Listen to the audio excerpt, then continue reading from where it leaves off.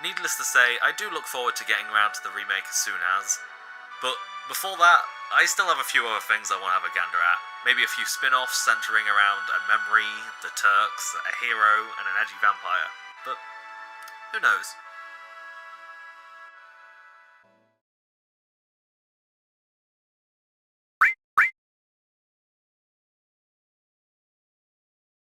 Oh, we're not done.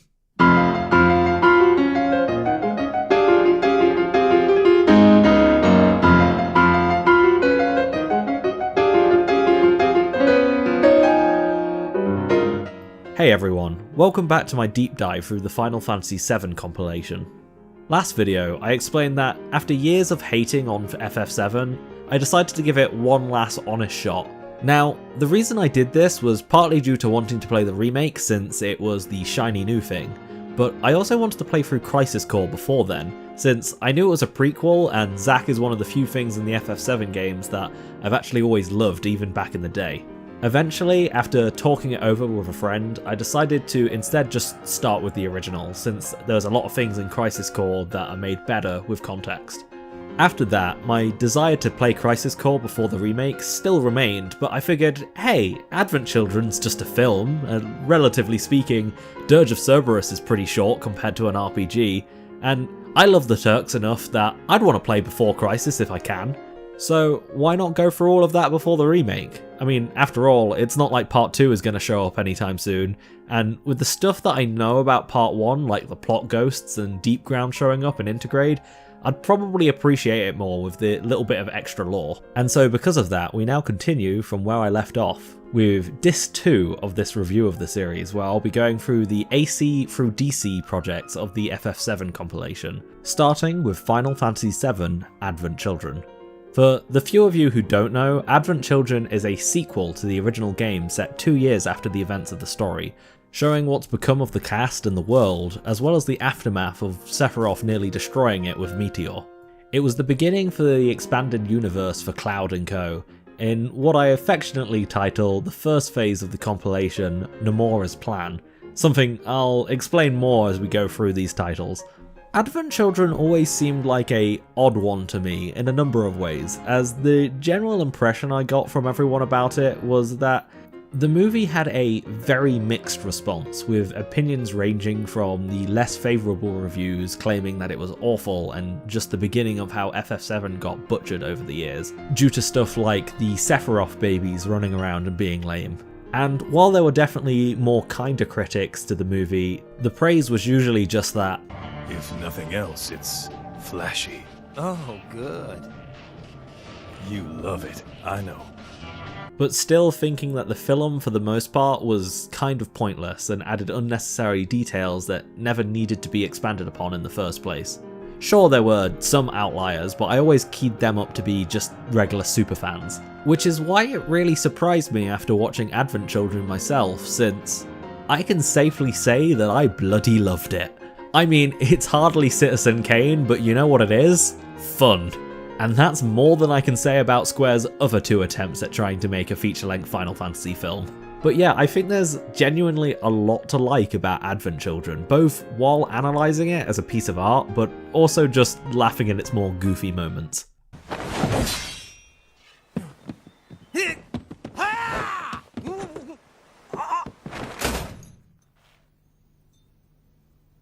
Okay, so you're good. To be fair, I am aware that what I watched was the quote-unquote complete version that had an extra 30 minutes of new footage compared to the original, as well as several updated reanimated scenes as well. Which meant that my first impression was obviously a lot better than people who watched the original release, but I digress.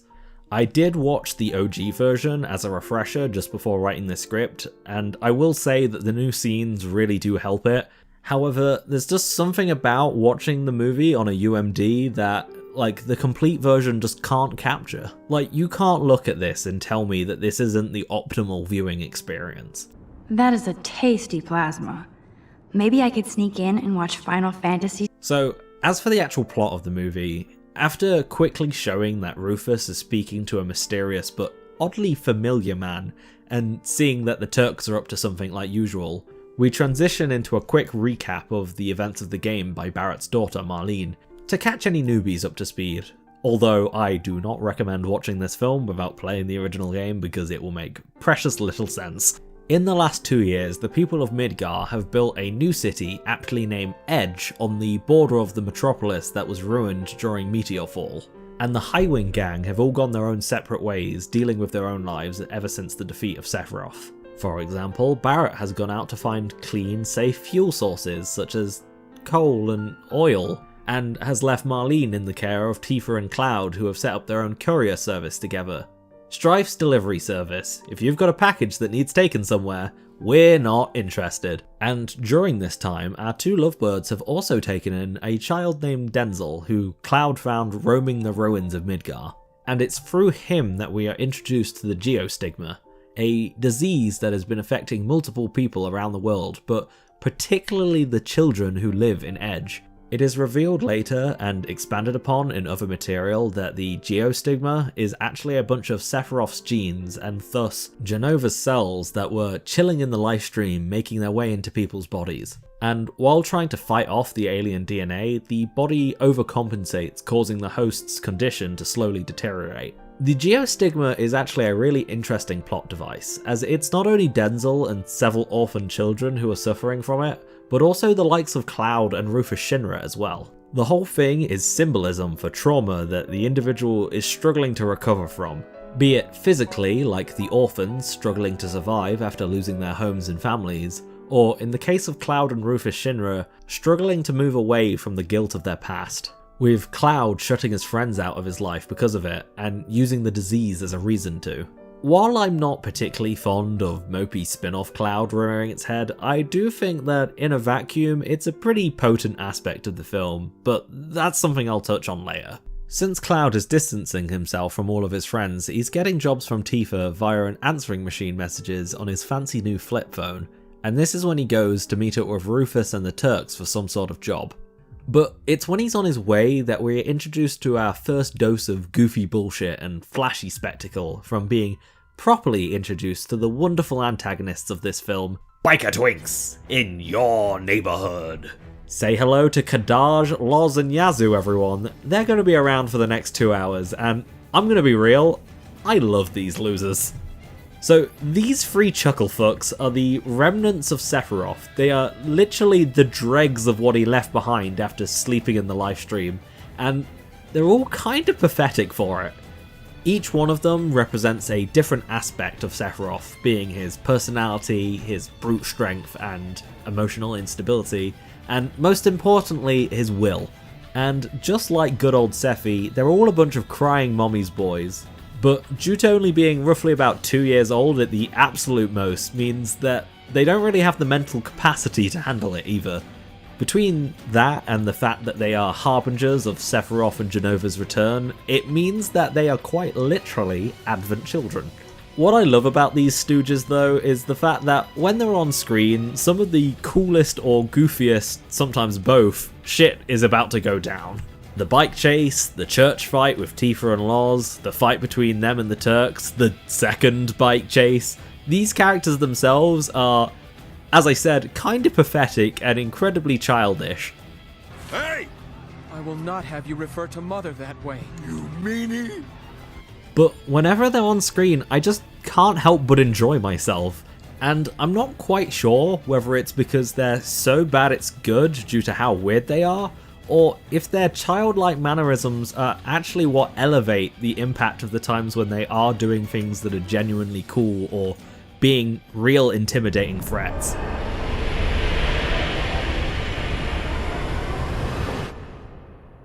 Found ya. It's a wonderful line that they walk, and it has a very similar energy to what I'm loving about the glorious chaos-killing Jack Garland of Final Fantasy Origin fame. They constantly jump between good and bad, and they never fall into that mediocre valley where I'd be bored. Oh, and by the way, if this doesn't timestamp when I was writing the script, I don't know what will. Also, as a quick aside, I just want to make a small list of evil deeds that were committed by Sephiroth compared to what Kadaj and his squad were capable of throughout the film. So, starting off with Sephiroth, he killed Jeff Bezos, not an evil deed, that was a public service, burned down and slaughtered all of Nibelheim. I think Cloud and Tifa were being a little bit overdramatic with their retellings, don't you? I mean, we go back there in FF7 and it was perfectly fine. Killed a big snake, probably in self-defense. Cloud and co probably killed one too, so like, you can't really blame him. Pelted Cloud with a materia and then T-posed away. This is an aggravated assault, but it was also a huge flex, so we're gonna let it slide. Killed some broad. Girls are smelly. Perfectly acceptable course of action in that situation. Released all the weapons on the world. Technically they were all created by the Cetra, so it's really their fault if you think about it. And finally, he did try and drop a meteor on the planet to try and destroy it, which is admittedly pretty evil, but he didn't even succeed, so like, he didn't really do anything. And that was all over the course of a 35 to 50 hour RPG. Now, when we compare that to what Kadaj and his gang did in less than 2 hours, well, I mean, look. They fight Cloud in a cool motorbike battle, which is committing assault and potentially attempted murder, not to mention the various traffic laws they were probably violating. Captured and tortured both Elena and Sasang of the Turks. Very evil, not only is kidnapping and torture bad, but he did it to cool attractive people, making it much worse. More assault on Rude and Reno when interrogating Rufus. Starting violent outbreaks in a hospital of all places is a big no-no. Even more assault in a church of all places, while also damaging the only greenery for miles around, which is some sort of nature hazard. The recruitment and use of child soldiers, first class, which is a violation of the Genova Convention. Summoning both Shadow Creepers and Bahamut Sin in the middle of a city, destroying everything they could see and killing innocents. And when you think of it, the three of them are Sephiroth, and therefore his achievements are also their achievements. So everything he's responsible for are also their deeds. And finally, unlike Sephiroth, they actually successfully murdered Cloud Strife. Albeit for only a few minutes, but they still did it, and that's more than he can say. So yeah, when you look at it in terms of being actual villains, Kadaj and his gang were far more effective and actually villainous in just a few short hours compared to what poor old Sephi could manage in his entire career. Also, Kadaj's katana has 2 blades, not 1, which, just like pairs of shades, means he's twice as cool. Should have been Kadaj and Smash, this is fucking bullshit. Okay, so after that crazed tirade about the villains of Advent Children, how about we move on to the heroes of the story? Obviously, Tifa and Cloud are the main focus, but let's not forget the rest of the incredibly important supporting cast. No, not those guys, they just show up for the final fight and look cool. We're talking about none other than Rufus Shinra and the Turks. Woo! The Turks! Fuck yeah! Seriously though, considering Kadaj's weirdness and the fact that these guys play a fairly major role in the stories, I'm really surprised that my name isn't in the credits somewhere. But for now, I'll control myself and I'll focus on the main characters, but don't you worry, I'll get to these sexy sons of bitches later. Now, I've already mentioned how the geostigma is one of the ways that the film represents Cloud's mopey emo side. Although there are actually several other things that the film does to make us truly understand just how sad Cloud is. And trust me, he's really sad. For starters, you might have noticed that Tifa has a pink ribbon around her arm, and this is actually something the whole party from the original game wear somewhere on their person. And these ribbons are all there to serve a way of remembering Aerith and what she did for the planet. It certainly doesn't protect them from status ailments, as Tifa finds out with her fight with Loz. Cloud's ribbon, however, spends the majority of the film hidden, as Cloud has covered it with his cool asymmetrical sleeve. However, there are 2 reasons to why he does this. The first, more obvious reason is that Cloud's geostigma is showing, and with how everybody reacts to it, it would make logical sense that he would try and hide it. But the other reason is that he's ashamed to look at the ribbon, as he believes he failed to protect her, and so he shouldn't be wearing such a thing. It's only when shit gets real, during his fight with Kadaj, when he starts to rekindle that flame of his fighting spirit, where he eventually tears that sleeve off, even if he's still a little hesitant to do so. So we have the geostigma representing his trauma and the hidden ribbon representing his guilt over Aerith, but there's actually a third major symbol to really just hammer home how sad our sad boy is, and that is the wolf that follows him around during the movie. This fluffy boy is called Fenrir, as is the entire wolf motif Cloud has on his clothes, jewelry and phone. And all of this is a representation of Zack's will and how Cloud is his living legacy. Just a small segue back to Kadaj for a bit, I just thought it was interesting how Cloud used to be kind of a loser, but he was passed on the torch by Zack. In a very similar way how Kadaj is a remnant of Sephiroth and Jenova's meme-tic legacy, so they actually mirror each other perfectly, as they're both the kind of lame descendant of the original legend. But yeah, all of this wolf stuff that Cloud has going on is all because of Zack, and as a resident Zack Fair fanboy and a descendant of the Wise Wolf herself, I am extremely pleased about this. Maybe not so much about the fact that Cloud is the one wearing it, but we can't win them all. Regardless, even in his death, Zack is still being the truest of all homies while still being there watching over his little protege, and I just think that's nice. It can also be seen as another symbol for Cloud's loneliness and isolation, as we only ever see it when Cloud's by himself. A lone wolf in the truest sense, but it's also enhanced by the fact that wolves are typically pack animals and struggle to survive by themselves, just as Cloud is struggling to fight back the biker twinks throughout the movie without the rest of the party being there. And it's only after learning and becoming stronger that Cloud feels he's able to return to them and have that strength he believes he needs to be worthy of them. Finally, we have Cloud's new weapon and the symbolism behind that. The fusion blade is particularly interesting as it represents how fucking cool anime swords are. Oh, I'm sorry, were you expecting something else? Yeah, I got nothing. The fusion swords are cool and that's about it.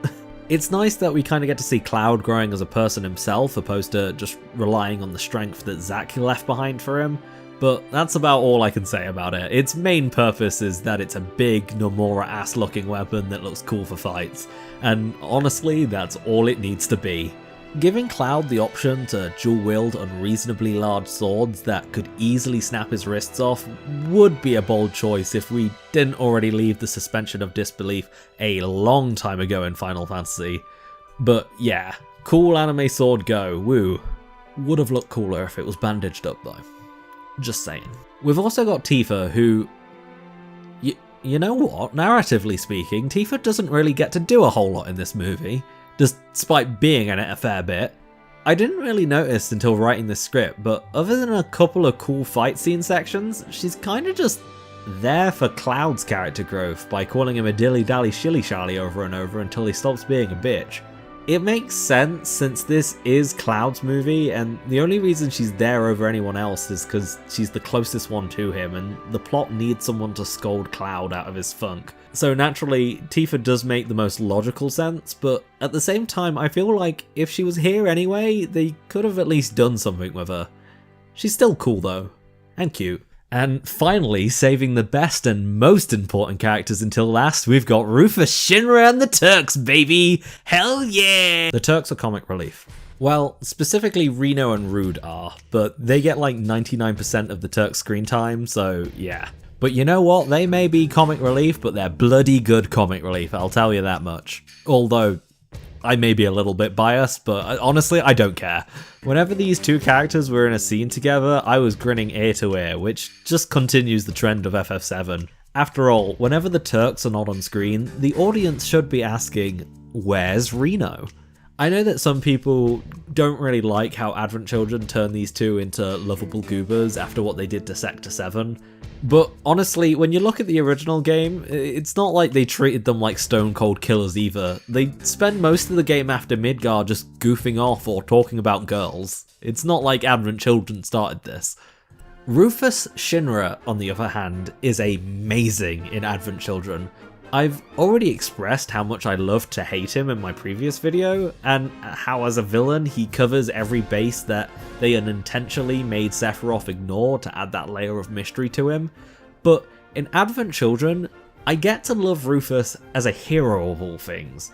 while at the end of FF7 he was still a villain, Rufus's outlook did change after Meteor began making its way to blow up the planet. While he was still that same self-obsessed asshole he was for the rest of the game, he did genuinely want to save the planet. It was a very minor shift, but while he's still evil, it's at this point that he realizes that ruling the world through fear was only going to lead to his downfall. However, after using the Sister Ray and almost dying to Diamond Weapon's attack, Rufus had a lot of time to reflect on things between then and the film. Rufus now is yet again another changed man, with his sights firmly set on rebuilding and repenting for what he's done. However, at the same time, he also hasn't really changed at all. He is genuinely trying to make up for the past, but that hasn't changed the fact that he's still a smug, conniving little bastard who is convinced he's the main character. While Cloud is out there being sad and engaging in bike foo, Rufus Shinra is creating multi-layered galaxy brain schemes, and it's great. When we first see Rufus, he's in a wheelchair and is covered by a sheet, and it's assumed that this is both because of his injuries from Diamond Weapon, and it's implied that he's going through the final stages of geostigma. And this makes sense considering we know how the disease represents past trauma, and Rufus is trying to repent for nearly causing the entire planet to be destroyed, and at the time was actively getting in the way of the people who eventually stopped it. But the thing is that it's later revealed that his sheet was actually only there to trick everyone, as his geostigma had barely spread at all. And it turns out that the head of Genova that Kadaj was looking for the whole movie was just sitting in Rufus's lap. Mother! A good son would have known.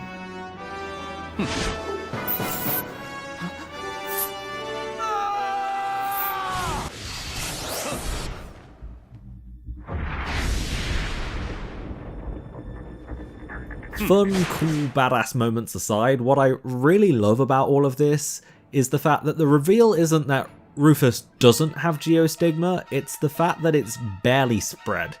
Had it been that he didn't have it at all, it would very easily imply that Rufus is actually still the same douchebag he was before. But the presence of some of it being there is really interesting.